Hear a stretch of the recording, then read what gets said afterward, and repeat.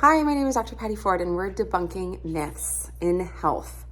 The myth today is you are in control of your health. What does that mean? Because a lot of times we're told that you have decisions, you have the ability to move and choose your food, and you have the ability to drink or not drink, or use substances or not use substances. You have the choice of sleep. Your health is in your hands, right? And all of that is true to an extent. It is a myth that you have control of your health because 60 to 70% of your body, of your health outcomes, is genetic. It's also environmental.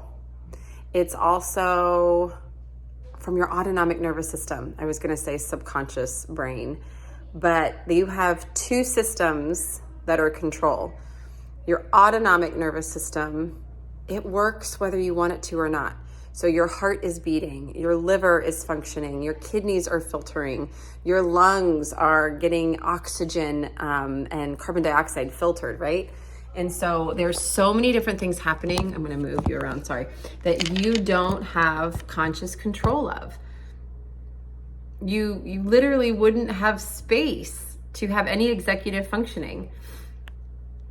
And so what does that mean for you in regards to your health? What that means is a lot of your health outcomes are kind of pre-designed or genetically influenced. And so it's learning about your health as much as you can and using that information to make really wise, informed decisions. And in my experience with healthcare, a lot of times, especially with weight or exercise or diet, we put a ton of blame on the person if they're unable to do it, which I get. Sometimes humans don't make the best choices when it comes to influencing their health, and sometimes their environment, it's impossible to make food choices, whether they have access to food, whether they have the resources, including time, financial, supportive, knowledge, education, a support team. In my work with recovery from eating disorders, having a support system and a team is vital in recovery. So if you're wanting to just simply change your food habits, having a support system is vital. It's so important. And it doesn't need to be intricate. It's having someone support you in your efforts. Changing your food intake long-term is a massive change. It's not as simple as just change. That's like telling someone to just not be sad. Just don't be depressed. Just do it, which I love the simplicity of that. I love the efficiency of getting into action. But then why is it so hard? Your health is not in your complete control. You have your biology that's working, whether you want it to or not, like leptin or ghrelin, or even your amygdala, which senses things that could hurt you.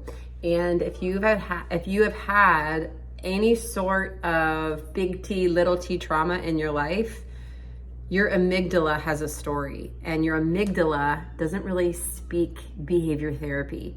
It senses safety or danger, and that safety or that danger, we're not really in the United States, which is where I live, being attacked by saber-toothed tigers anymore. We're not. But we can be attacked by someone online, and we can feel like our life is in danger, even though it's not, but we feel like it is. And so if you've had any sort of trauma or any sort of horrific abuse, your body remembers that, especially your amygdala. And so it's learning that those reactions to events in your life, they're reactions, they're not responses. And we can learn our reactions and then choose to respond and learn how to regulate. And that does affect your hunger cues. And so this is speaking to people that feel really stuck. Their body isn't doing what it's supposed to be doing. They have autoimmune, they have chronic illness, chronic yo-yo fluctuations with their weight.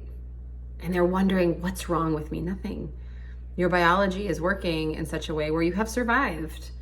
But to thrive requires change, requires safety. For true transformation, anyone can do anything for a certain period of time out of fear or obligation, but that hurts.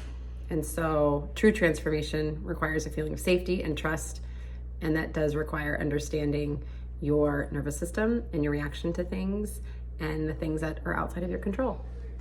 I hope this helps. If it does, follow along.